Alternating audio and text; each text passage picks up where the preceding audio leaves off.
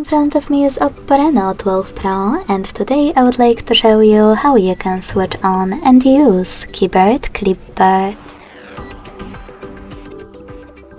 Begin by accessing your keyboard and clicking on Clipboard at the top of it.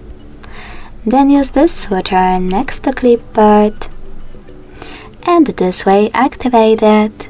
To go back to standard keyboard, click at the top left corner, and then to use Clipboard, copy or cut any text. Then paste it by clicking on it at the top of your keyboard or by clicking on Clipboard and tapping on it here.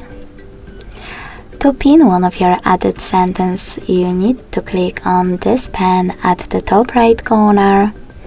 Click on the chosen one and tap on the pin. If you wish to unpin it, do exactly the same.